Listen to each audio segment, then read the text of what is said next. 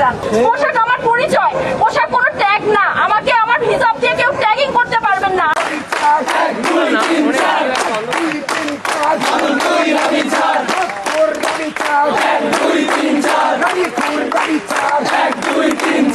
পড়তে চান এবং সেই সাথে মদের বোতল নিয়ে তিনি আসতে চান। আমার এই যে টু কোয়ার্টার এবং মদের বোতল, এইটা কি আসলে সামাজিকভাবে, সামাজিকতা কি আসলে, সমাজ কি এটাকে মূল্যায়ন করে? কিভাবে মূল্যায়ন করে?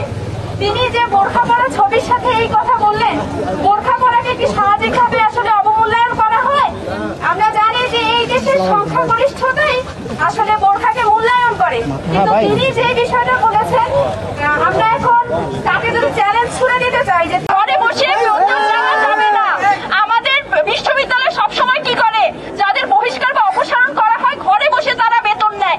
তারা এই যে আমাদের বিশ্ববিদ্যালয়ের মতো জায়গায় যৌন নিপীড়নের শিকার হচ্ছে নারীরা, কিসের জন্য পাচ্ছে? কারণ ঘরে বসে যখন বেতন পাওয়া যায় তাহলে তাদের আর কিসের দরকার আছে?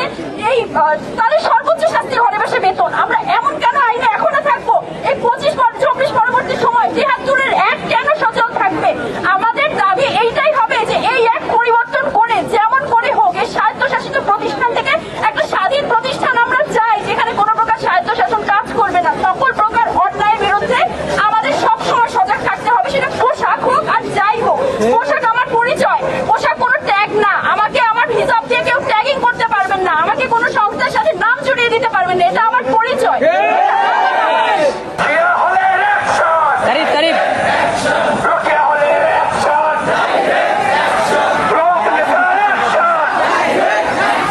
মাত্র 30% টাকায় জমির মালিক হয়ে নতুন বাংলাদেশের গড়ে তোলার স্বপ্ন দেখা বাংলা বসতি।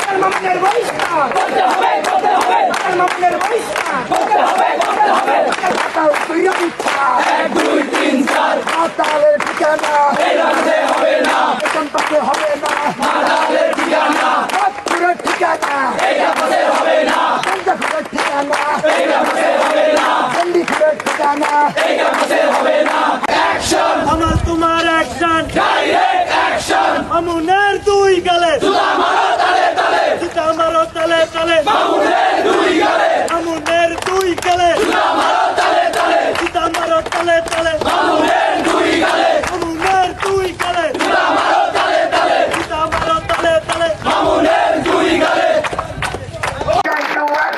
ডাইরেক্ট অ্যাকশন, আদালের বিরুদ্ধে ডাইরেক্ট অ্যাকশন, নারী খুনের বিরুদ্ধে ডাইরেক্ট অ্যাকশন, বামুনের বিরুদ্ধে ডাইরেক্ট অ্যাকশন। 2-3-4 আমি আছি জাহিদ আহমেদ, বাংলা অডিশন থেকে। আমি কিন্তু আপনাদেরকে দেখানোর চেষ্টা করছি আজকে রাবিতে মূলত তারা যে বিক্ষোভ আন্দোলনটা গড়ে তুলেছে, এটা মূলত মামুনের বিরুদ্ধে।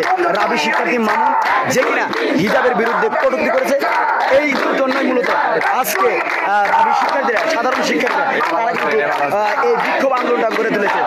আমি যদি দেখানোর চেষ্টা করি তাহলে তারা যে স্লোগান দিচ্ছে, তারা কিন্তু হিজাব হিজাব স্লোগানে মুখর দিয়ে রেখেছে তাদের এই বিক্ষোভ আন্দোলন।